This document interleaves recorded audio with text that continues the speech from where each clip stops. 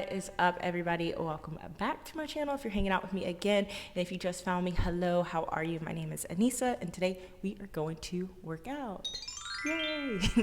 We're gonna hit full legs, but we're actually doing it at my apartment gym. So minimal equipment. This is not the place where I have all the equipment I love to play around with. However, we're gonna be able to get a very efficient workout, which is great if you are busy, low on time, and you actually want to train hard. This one's for you. So let's get into it.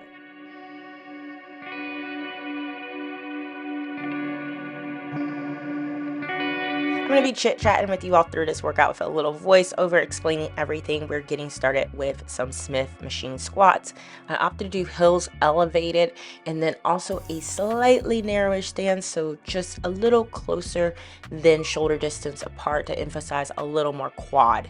So you'll see I'm really trying to control that descend down. We're not rushing through our reps at all. And also apologies because my big head kind of cut out of frame. I thought I was good, but I wasn't. So we are going to go into rep ranges, usually around 10 to 12. That's usually the space that I stay within. If I go up in weight, I may decrease to about 8. Next up, we have one of my favorite spicy movements, which is a reverse deficit lunge. If you aren't into Bulgarian split squats, this is a really nice alternative for them. To create the deficit, I'm actually using a plyo box. You can use that if you have it at your gym.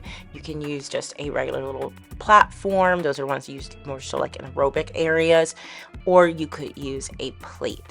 A plate is really nice if you're beginning with doing reverse deficit lunges because it'll give you like the smallest deficit in case you don't have that full range of motion yet.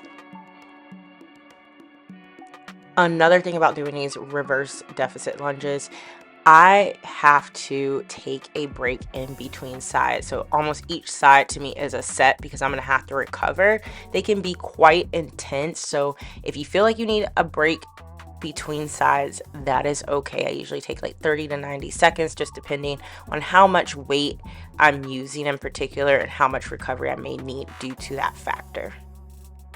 I do want to caution you all against programming that I've personally done that will create a lot of redundancy. So if you see a program that has you doing something like reverse deficit lunges or any like step ups and then doing something like a Bulgarian split squat, that is completely unnecessary. They are truly taxing equally and it will just create the same movement pattern for no reason.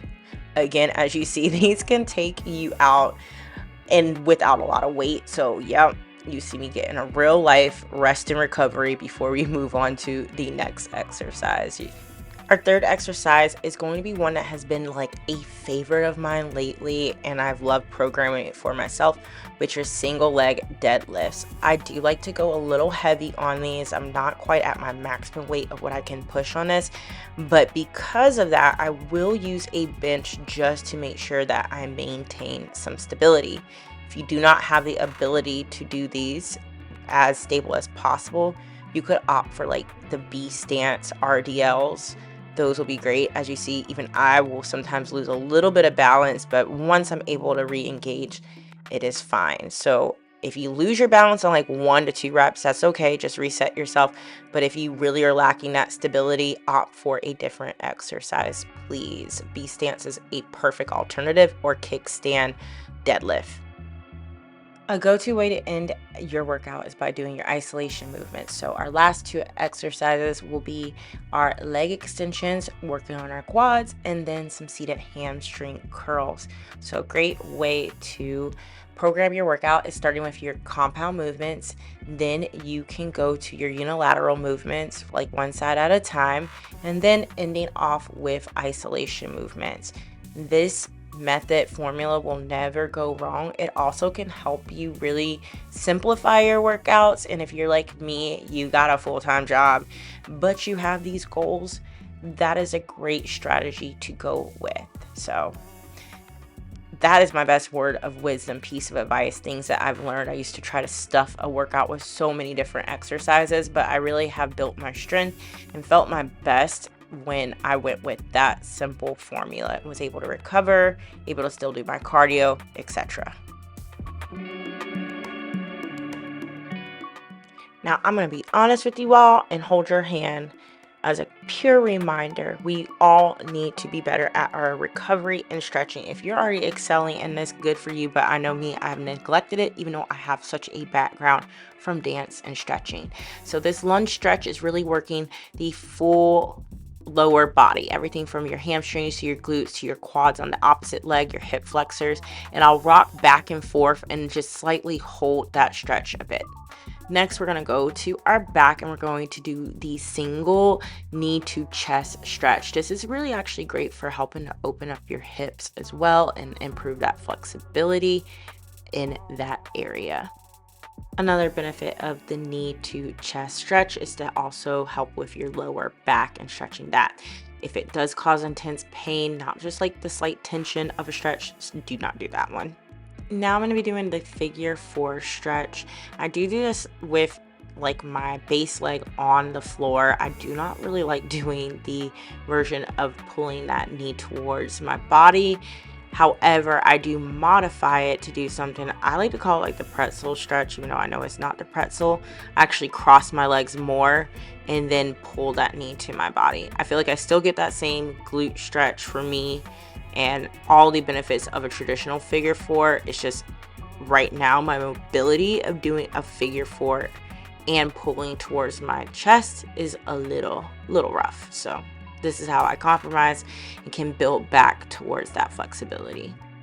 Always remember to breathe when you're stretching. Like I like to take some nice deep breaths as I'm holding a stretch, and I do hold it for a few seconds. I sometimes might stretch deeper into it and then releasing back to a neutral position. Going into these knee drops, this is another great way to open up your hips, and it also helps with some lower back mobility. And we did do some things that could challenge that, like the single leg deadlift, so it's important to loosen that back up again.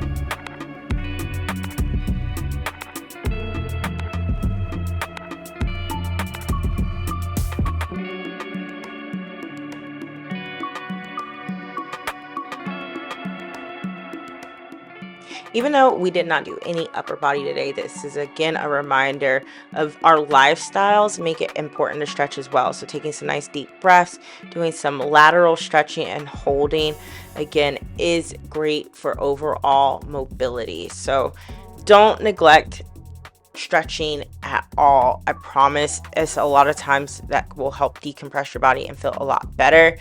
Even these little swings, well, I used to do these a lot in dance, they just kind of loosen my whole body back up, so I'm not holding as much tension.